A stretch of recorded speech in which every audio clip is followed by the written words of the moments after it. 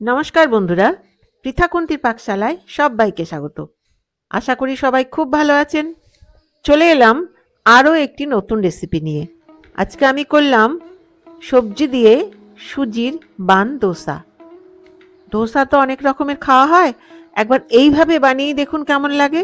তাহলে চলুন আর দেরি না করে দেখিয়ে দিই এই বান দোসাটি আমি কি করে করলাম। তাহলে চলুন শুরু করি।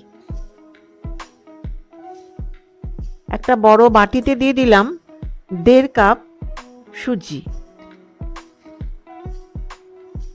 1.5 কাপ সুজির জন্য দিয়ে দিচ্ছি 1 কাপ দই, টক দই।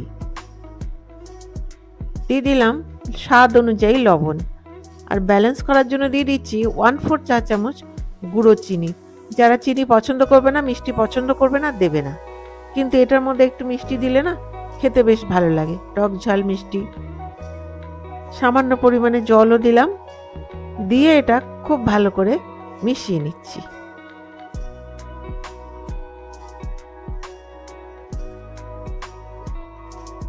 ভালো করে মিশিয়ে নিয়ে এটা ঢেকে আমি 15 মিনিট রেখে দেব। এদিকে গ্যাস অন করে একটা কড়াই আবার গরম করে নিলাম।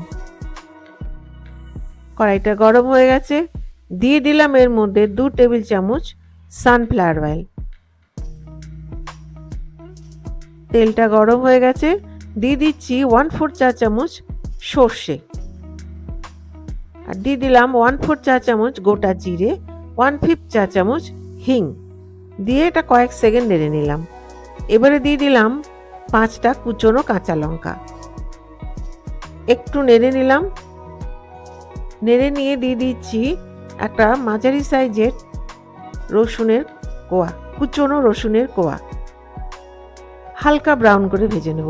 হালকা ব্রাউন হয়ে গেছে, দিয়ে দিলাম 4টে ছোট সাইজের পেঁয়াজ কুচনো, দিয়ে এটাও হালকা ব্রাউন করে ভেজে নিচ্ছি।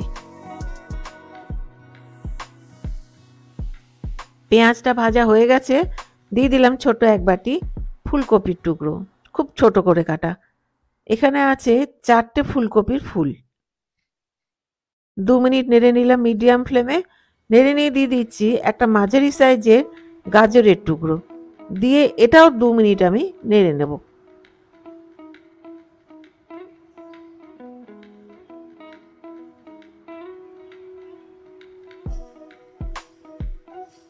দিয়ে দিলাম একটা মাঝারি সাইজের ক্যাপসিকামের টুকরো, দিয়ে দিচ্ছি স্বাদ অনুযায়ী লবণ। দিয়ে এটা খুব ভালো করে নেড়ে মিশিয়ে হালকা ব্রাউন করে ভেজে নেব। দিয়ে দিলাম 1/2 ইঞ্চি গ্রেটেড আদা, দিয়ে আরো কয়েক মিনিট আমি নেড়ে নিচ্ছি। 1/4 চা চামচ হলুদ গুঁড়ো। এখানে বলে রাখি, হলুদ গুঁড়োটা আগে দিলে কিন্তু তেল একটু বেশি লাগে। যদি কম তেলে রান্না করতে হয় তাহলে হলুদটা পরে দিলে তেল কম লাগে। হালকা ব্রাউন এটা ভাজা হয়ে গেল, গ্যাসটা বন্ধ করে দিলাম। এদিকে 15 মিনিট হয়ে গেছে, ব্যাটারের ঢাকনাটা খুললাম। এই ভেজে রাখা সবজিগুলো এর মধ্যে মিশিয়ে দেবো এবারে।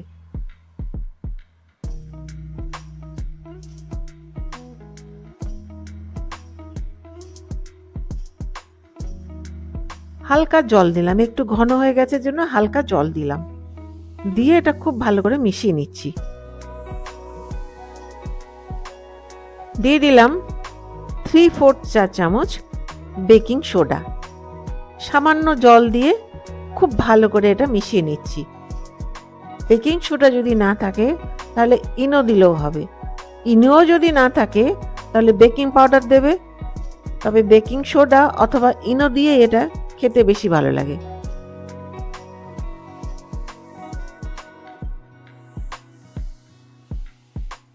গ্যাস অন করে একটা প্যান আমি গরম করে নিচ্ছি। প্যানটা প্রায় গরম হয়ে গেছে, দিয়ে দিলাম 1/2 চামচের একটু বেশি সানফ্লাওয়ার অয়েল।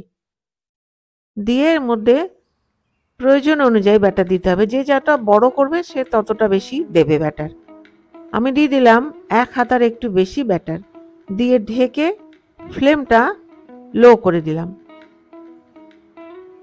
ওপরটা প্রায় জমে গেছে। এইবারে সামান্য পরিমাণে তেল ছড়িয়ে দিয়ে আরেকবার উল্টে দিচ্ছি। নিচ পোর্শনটা হয়ে গেলে নামিয়ে নেব। নিচ পোর্শনটা হয়ে গেছে, এইবার এটা তুলে নিচ্ছি। আমি দুভাবে দেখাবো, একটা প্যানে দেখিয়ে দিলাম, এইবারে দেখিয়ে দেবো আমি কড়াইতে করলে কেমন হয়। এবারে একটা কড়াই গরম করে নিচ্ছি।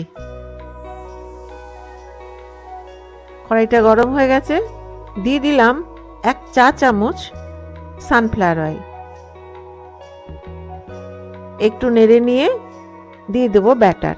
দিয়ে দিলাম 1 হাতার একটু বেশি ব্যাটার।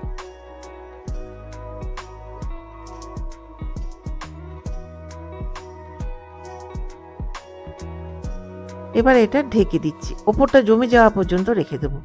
ওপরটা অলমোস্ট জমে যাওয়া পর্যন্ত রেখে দেবো। কয়েক মিনিট হয়ে গেল, ঢাকনাটা খুললাম। এটা প্রায় জমেই গেছে। ওপর থেকে সামান্য পরিমাণে তেল দিয়ে উল্টে দিচ্ছি। নিচ পোর্শনটা হয়ে গেছে, এইবার একটা প্লেটে আমি তুলে নিচ্ছি।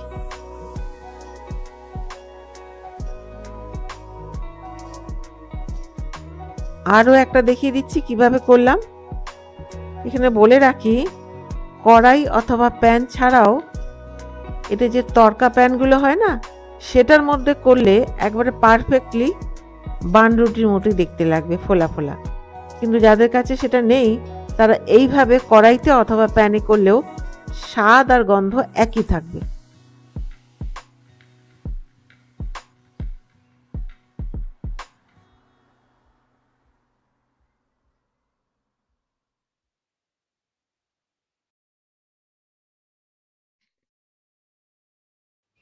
দেখো হয়ে গেছে না, বান পাউরুটির মতো দেখতে, ফোলা ফোলা। প্রত্যেকটাই কিন্তু খুব নরম হয়েছে, যেমন ফুলেছে তেমনই নরম হয়েছে।